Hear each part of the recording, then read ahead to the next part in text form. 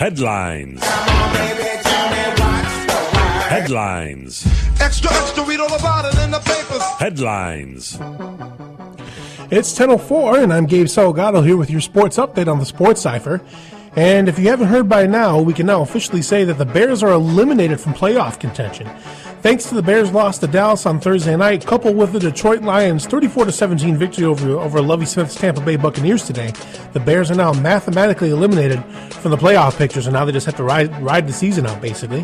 The Bulls lost 112-102 to Golden State last night. They're still first place in the NBA Central Division, but they're only 2-5 at the United Center this year, so home is definitely not where the heart is for the Bulls here. Blackhawks, on the other hand, beat Nashville on the road 3-1 last night. They've now won 6 straight, and they've taken first place in the Central Division with this win, so good job there for the Blackhawks. And as we said earlier, Fox Sports and the Chicago Sun-Times are reporting that White Sox Executive Vice President Kenny Williams is thinking of resigning. Evan Moore, who joined us earlier to talk about the White Sox, said that the Toronto Blue Jays have expressed interest in him, but the White Sox could be blocking that, and thus Williams could resign so he could see what the Blue Jays will have to offer, so we'll keep an eye on that. And this weekend's college basketball action, DePaul, Loyola, Illinois, and Notre Dame were all winners, while Northwestern, UIC, and Chicago State were all losers. And Chicago will be sending 3 college football teams to bowl games this year. Northern Illinois, who beat Bowling Green to win the Mid-American Conference title on Friday, will play Conference USA champion Marshall in the first ever Boca Raton Bowl on December 23rd. The Fighting Illini will play Conference USA runner-up Louisiana Tech in the Heart of Dallas Bowl the day after Christmas. And Notre Dame probably got the toughest one here. They draw Louisiana State in the Music City Bowl on December 30th. Sun-Times college football writers Steve Greenberg and Lamont Pope will join us shortly to talk about the Illini and the Fighting Irish. And Maya, I got a little something for you. You might like this. The Iowa Hawkeyes. Yeah. They will play Tennessee on January 2nd in the TaxSlayer.com Gator Bowl. But Liddell Betts will not be the running back, just so you know. Here's my thing about these bowls. Great, we're going to a bowl game. There are like 50 million college bowls. I'm going to tell you something. When I was at Iowa, we were at the Rose Bowl. Those are the things that tend to matter to me quite a bit. I'll accept these generate. Matter of fact, the website I was just looking at said that the payout on that bowl is like over $2 million. Oh, yeah. So, I mean, it's quite lucrative. So, go Hawkeyes. Bring home $2 million. I'll go with that. And a cheap trophy. But it's worth $2 million. And that is your Sports Cypher scoreboard update. And I'm Gabe Salgado. Live from the Xfinity Studios at WVON. You're listening to Chicago's legendary urban radio station, celebrating 50 years of informing, entertaining, and educating Chicago. And now, the nation on iHeartRadio. We are the talk of Chicago, 1690 WVON. Psych. Once again, it's on. Welcome back to the Sports Cypher. Gabe Salgado, Maya Kai here with you. And good Lord, that first hour went by pretty fast. And the second one's probably only going to go by even faster as we're going to go into some college football talk. And joining us first from the Chicago Sun-Times, he is a writer and columnist. He also covers a lot of Big Ten and the Fighting Illini. Steve Greenberg. Steve, thank you for joining us again. Glad to be with you. How are you? I'm doing good. And how was your trip to Atlanta? Yeah, it's good. I didn't go there anticipating seeing the game of the day, and I came back not having seen the game of the day. It was it was pretty one-sided, Alabama over Mizzou. Not unexpectedly, but I think it confirmed to me, Gabe, that Alabama really, truly ought to be number one going into the playoff. They're something about the Tide and the way they've kind of rallied around this idea this season of filling whatever role needs to be filled. This is as talented an Alabama team as what you typically have in this dynasty run under Nick Saban. There's a lot of great individual talent, but you've got a guy, Amari Cooper, best wide receiver in the country, who's really the focal point. They've really kind of gone to this passing game, and really terrific players. A couple running backs, Yeldon and Henry, and other receivers, DeAndrew White and Christian Jones. These guys have just sort of settled into these they're filling them kind of, without great pomp and circumstance. But Alabama's gotten better and better, and they're playing their best ball now. And, of course, you never want to play Alabama when they've had all kinds of extra time to prepare. That's what Saban does best, and that's what Ohio State will be facing in New Orleans. Speaking of preparation, the Illini will have time to do just that, and the opportunity to just that is obviously a good thing in itself. But I honestly think, I thought that Mike Thomas, the AD there, jumped the gun when he announced that he was bringing Beckman back for one more year. I honestly think they should have waited, first to find out if they were even getting selected to the bowl game, and now that they know where they're going, I think that he probably should have waited until what the end result was before making his decision. Would you agree with me on that? Well, he didn't make his public decision whether he'd and I don't think he'd made up his mind privately either before they went and beat Northwestern and finished 6-6. And at that point, Mike Thomas, along with everybody at Illinois and everybody in the media around the country, assumed Illinois would go to a bowl. The Big Ten certainly had indicated, I'd even heard stuff about the potential for the Big Ten figuring out a way to get a 5-7 team into a bowl game if there were spots unfilled for some bowl games. I don't know if that was possible or not, but I'd been assured that you don't worry about a 6-6 Big Ten team because Jim Delaney, the powerful commissioner, will make sure it all works out. In the end, incidentally, that's what happened. I don't believe for a second, and I could be, I could be wrong, but I don't think I am. I don't believe that Mississippi State, without having played a game this past weekend, jumped from 10-7, knocking Michigan State down from 7-8 and out of the Orange Bowl, a fact that wound up helping both the SEC and the Big Ten.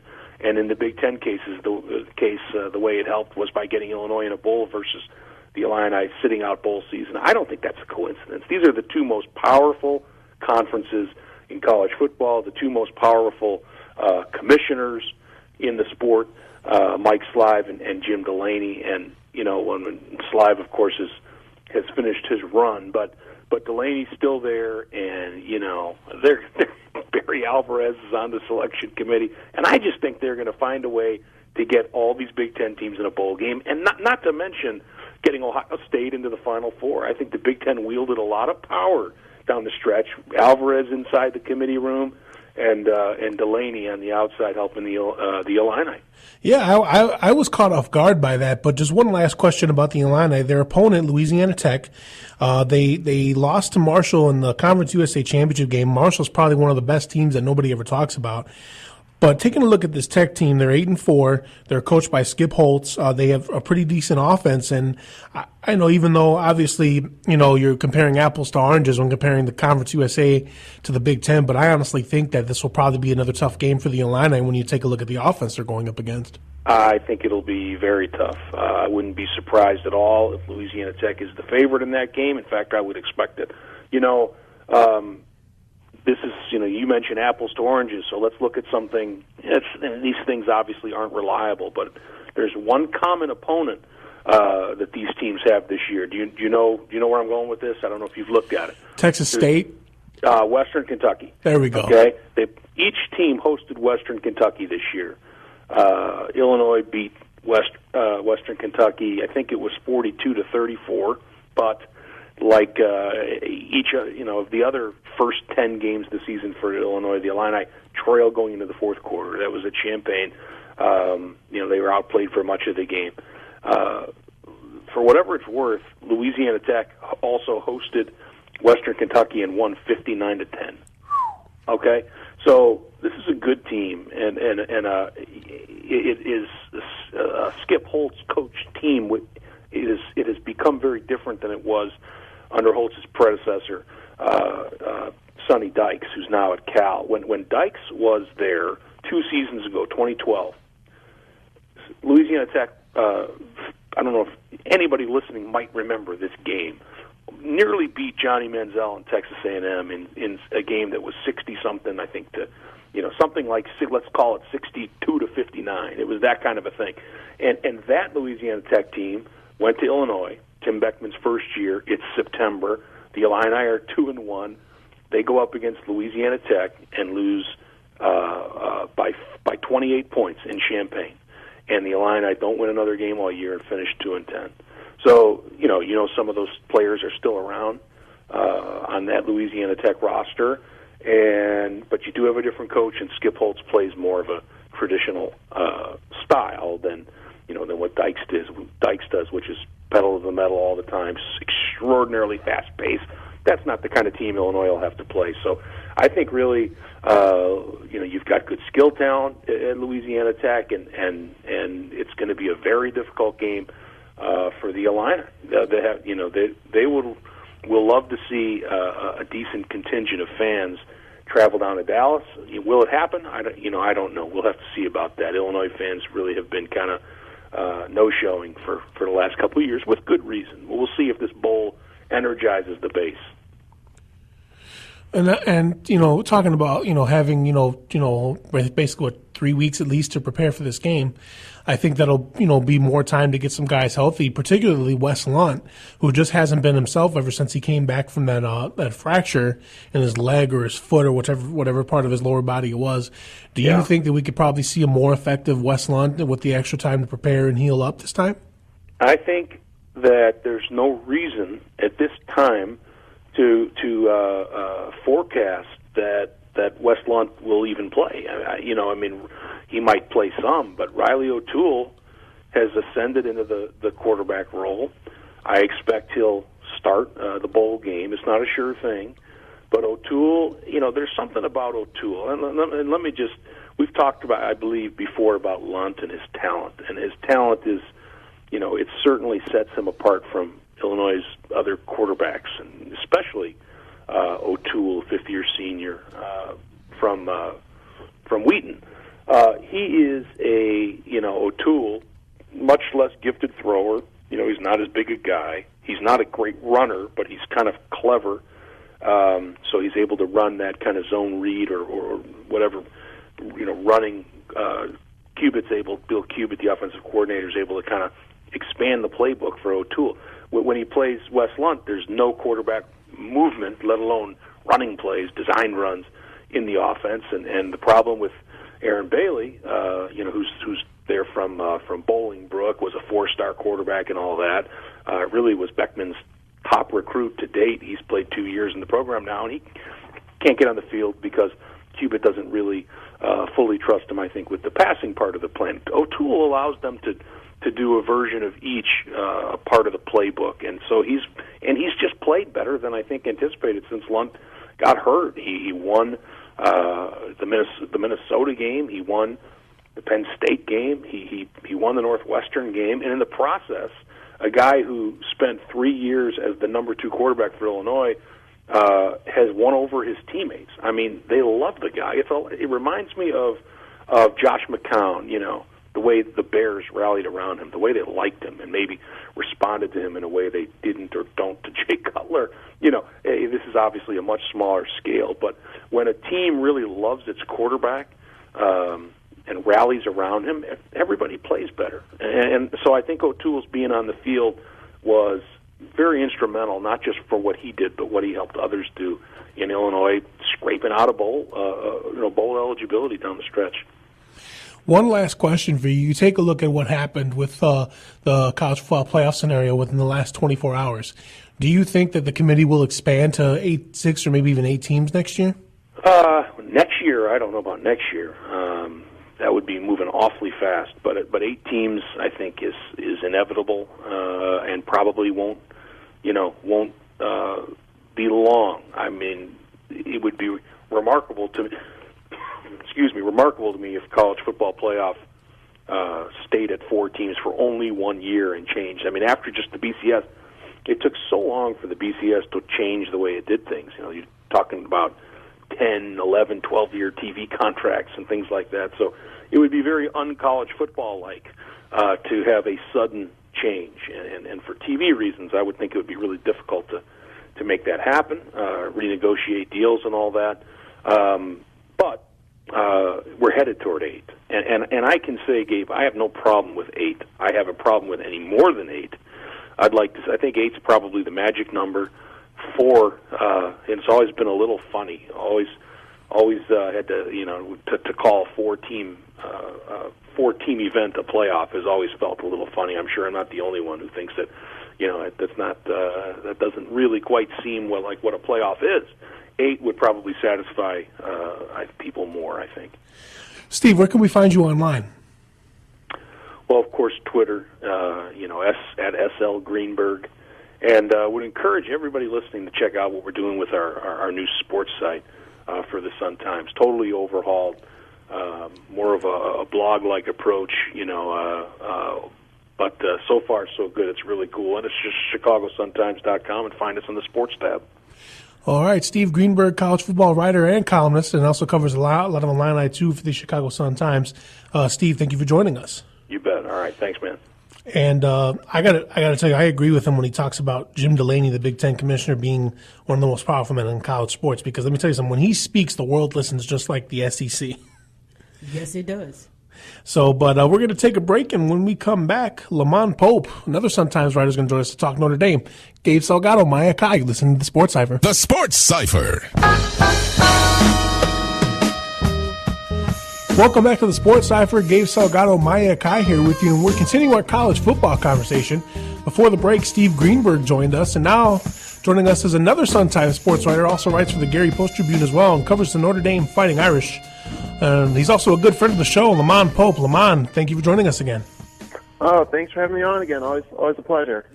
Now, obviously, Notre Dame didn't play like a team that deserved to be in a bowl game the last, few weeks of the season, but being 7-5 and being the fact that they are Notre Dame, they obviously weren't going to get denied a bowl game. Well, yeah, obviously from Notre Dame's perspective, it's beneficial to get the bowl game. You get the extra practices that are associated with it. You kind of can take a look towards the future, and given the situation, the quarterback situation, it's an opportunity to see, all right, going forward, does Notre Dame want to stick with Everett Olson, or is it going to be Malik Zaire? And so they're going to use these practices to really evaluate the quarterback situation. And they might not come up with a conclusive answer off of this bowl situation, but at least gives them an eye towards the future. Now, taking a look at where they're going to go, and this is kind of what you and some of the other Notre Dame writers had touched on this. They are going to the Music City Bowl, which seemed like the most likely destination based on their record, but they actually got a pretty tough draw in Louisiana State. Now, even though LSU had some tough losses this year, they didn't lose that many games, and defensively, there'll definitely be a challenge for the Irish. Very, very much so. Yeah, third in the country in scoring defense, allowing I think 16.4 points per game. I think they're like eighth in total defense. Very, very tough defense. And coming through the SEC, obviously, they played Alabama, took Alabama to overtime. They beat Ole Miss. The best wins on so far on the resume this year are Wisconsin to start the season, and then the victory there against Ole Miss. And so, it's going to be a very tough challenge for Notre Dame, but it's a challenge I think that the team wants. Last year they played Rutgers in the Pinstripe Bowl, and this is another step up in that as far as just level competition. Now, on the other side of the ball, LSU doesn't have a ton of weapons offensively like they have in years past, but they do have some guys that can challenge this Notre Dame defense, especially, taking a look at the injuries that they've dealt with this season. What do you see being the biggest challenge for the Irish to tackle when it comes to going up against LSU? Yeah, Notre Dame, as you mentioned, the injuries, and it's been a crucial part, and part of the reason why the team sort of has fallen apart here in the second half of the season. Just so many guys have been beat up all throughout that defense. And facing LSU, the running game, it's kind of, I think they're in the top 30 as far as rushing offense. They have a running back, Leonard Fournette, who had a monster game against Texas A&M. I remember had this really big run and just sort of bowled on over an A&M defender, and so that's going to be a challenge for Notre Dame. And it's been a challenge in recent weeks for the Irish to kind of slow down the run game, and a lot of teams have had a lot of success running right up the gut against the Irish. And so, with Joe Schmidt out because of the ankle injury ever since the Navy game, That's sort of been. Niles Morgan has done well at times, but he's still a freshman and he's still kind of learning on the fly as well. And so it's going to be an area of trying to slow down LSU's run game. That's definitely going to be it's something that Notre Dame's going to have to look into. And the main thing that scares me more than anything about this game, I mean, a lot of people could say, oh, big deal, it's just the Music City Bowl. It's, it's only on December 30th. And, obviously that probably may not be the most watched bowl game. But the thing that scares me for Notre Dame going up against LSU and their tough defense is the fact that Everett Golson and the Notre Dame offense as a whole is so prone to turnovers. And that is not good when you're going up against a team like LSU. No, not good at all. I mean, it's not obviously turnovers against any team's not good, and that's one of the reasons why Everett was pulled in the second quarter against USC. He got a good look at Malik Zaire, his first really extended playing time in that USC game, and in his first drive came on out, 3 plays, scored a touchdown. Notre Dame was already down 35-0 at that point, and so he kind of provided a spark to the offense. And so it's going to be interesting going forward with these practices just to see who comes on out, because it's an open competition. Brian Kelly said today during the during the press conference after the bowl game was announced, like during the regular season, it really wasn't a competition in the sense that it was Everett's job, and now this leading on up to the bowl, it's an open competition between Everett and Malik, and it'll be really interesting to see who comes out on top. And speaking of that quarterback competition, if Everett Golson does wind up being the starter, which I really don't see any reason why he wouldn't be other than the turnovers, do you think that for this game that the Irish maybe they'll try to mix up a few things offensively by having certain packages or certain plays for Malik Zaire just to get him into the offense?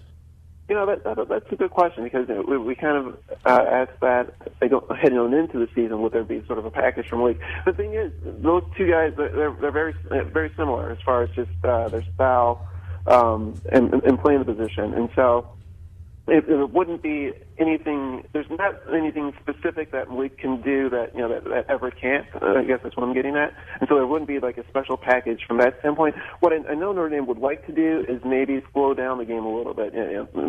Kelly mentioned during the press conference again, it's just sort of like the team's kind of at times offensively been playing a little bit too fast, and that might led to some of these mistakes.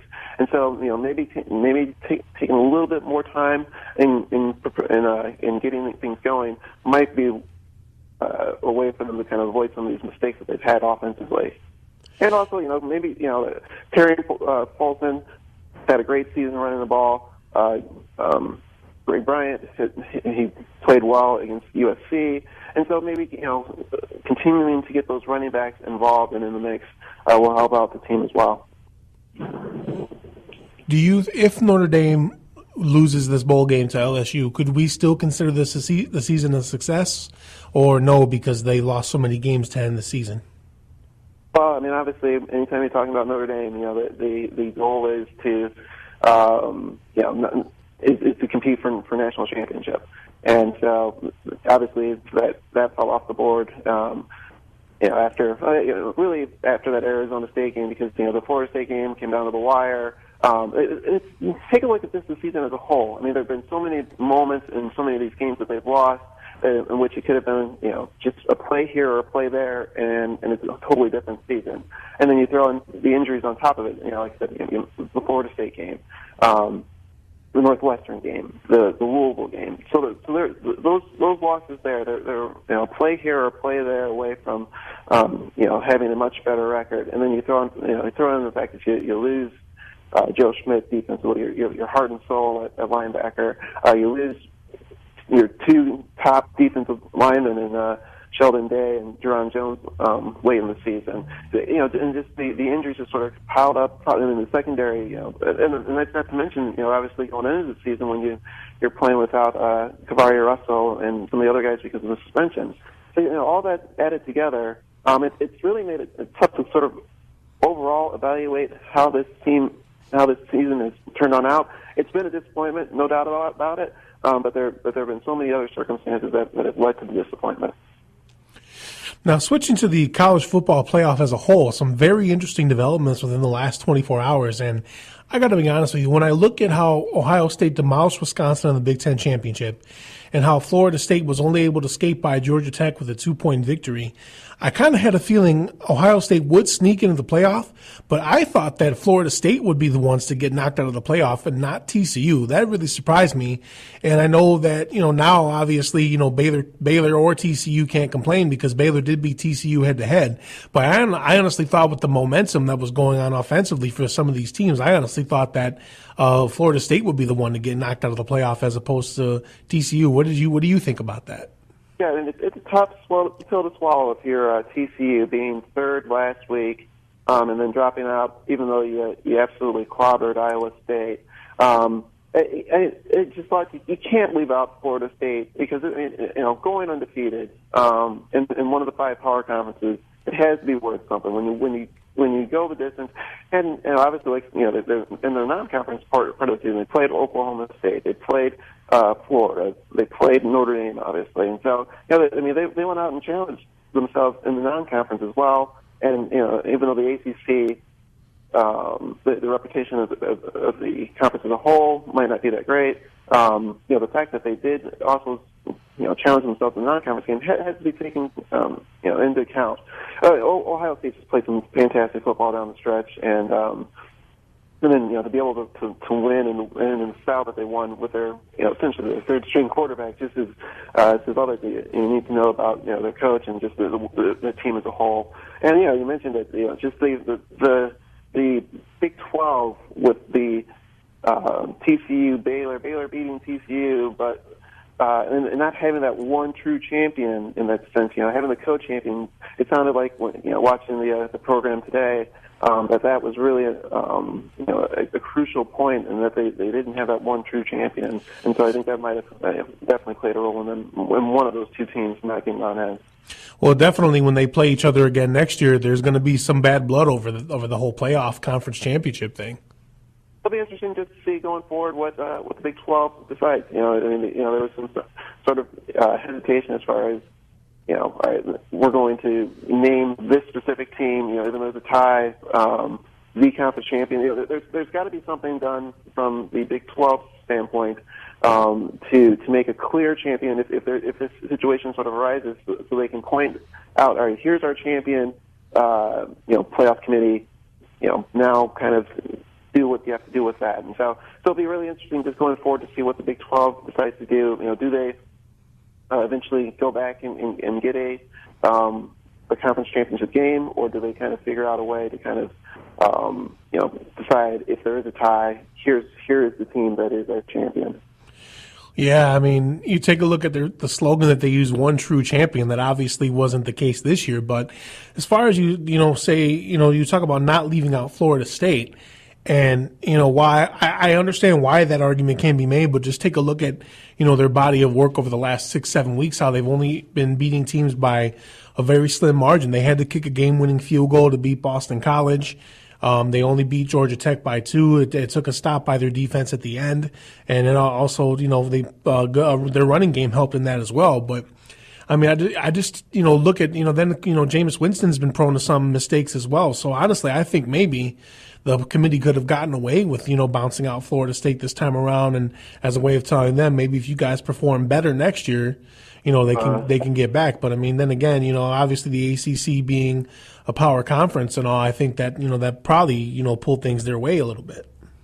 Yeah, I mean, I just think that when you have a 0 in that loss column, it's such a tough thing to deny a team that's gone through the gauntlet, regardless of how they've won, regardless of the close games and pulling things out way and start all these slow starts that they've had and being able to come on back and win some of these games down. Regardless of all that, it's just the fact that they're able to in the end get the victory. I think that says a whole lot, and I think it should be something that's celebrated and one of the reasons why they should be one of those 4 teams. Now, based upon what's transpired in the last day or so with all these teams and the making of the playoff and deciding of the bowl games, do you think that the committee will consider expanding to 8 teams because of this? Well, I mean, I think eventually, but not next year.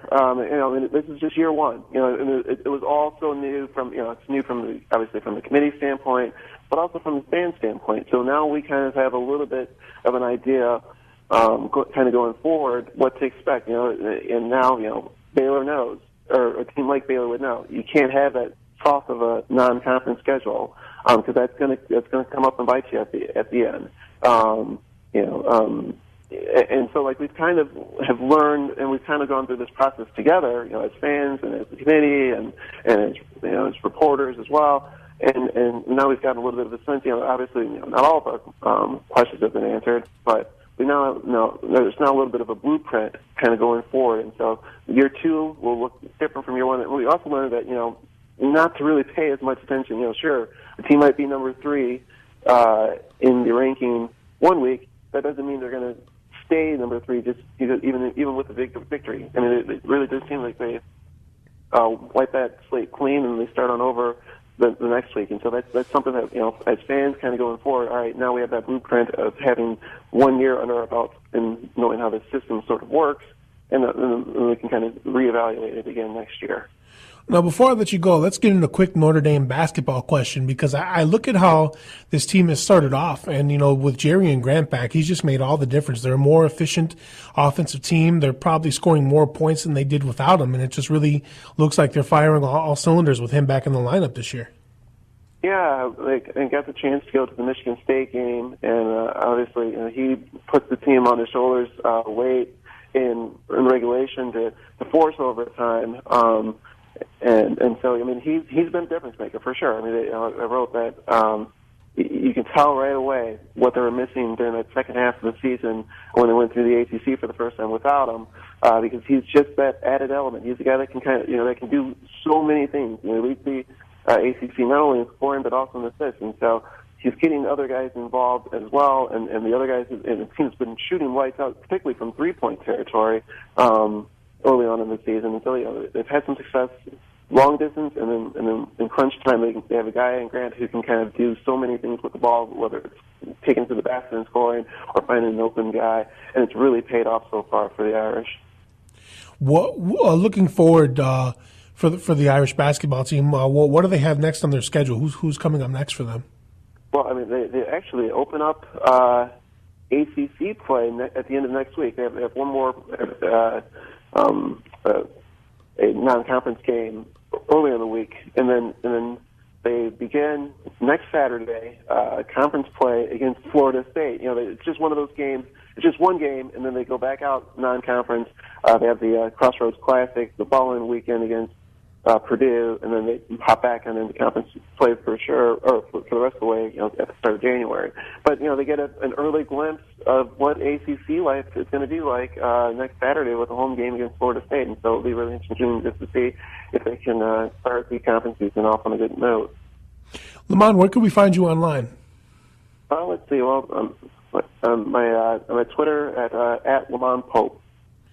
All right, Lamont, thank you for joining us again, and we'll look forward to talking to you again as basketball season moves along here. Oh, thanks as always. All right, that's Lamont Pope. He is the Notre Dame beat writer for both the Chicago Sun-Times and the Gary Post-Tribune, talking a little bit of football and basketball. And Maya, we can welcome back. Can I resurrect myself now? Yes. Look, I think to make this simple, how they do March Madness, it just works for people. Emulate something that looks like that to kind of create that excitement. And I think in college football, they would solve the problem. Thank you. Just create that blueprint is laid out. Why fight that? Well, I will say this. And I'll post it to the Sports Cypher Facebook page once it's written, but I'm actually going to write my theory on what the best solution is for college football postseason and how that should be handled. So look forward to reading that. All right. I just say they could remedy this and just simply say, hey, you know what? 8 games. Just give it a playoff system like March Madness. People would be like, yay, and then it would be over with. I don't know. I just think they probably have made it more complicated than necessary, but it is what it is. There's a way to fix it, and I believe I have the answer. So that article will be coming in the next couple days. We'll be looking forward to you posting that to the Sports Cypher page so that we can read that. I will. All right, so that wraps up that fantastic college football talk. We had on Steve Greenberg from the Sun-Times as well as Lamont Pope, who breaks it all down and put it in good perspective. So for all my college football people, your moment's coming. It's coming where you get to enjoy this because football is over. in the city of Chicago. So you might as well go ahead and turn your attention to college football and watch some people who still like to play and understand what they're supposed to be doing. No pun intended on that. But when we come back after this break, we are going to do hot topics and headlines and talk about Kenny Smith's open letter to Charles Barkley about his discussions and opinions about Ferguson. Stay tuned. The Sports Cypher Maya Kai, Gabe Salgado will be right back.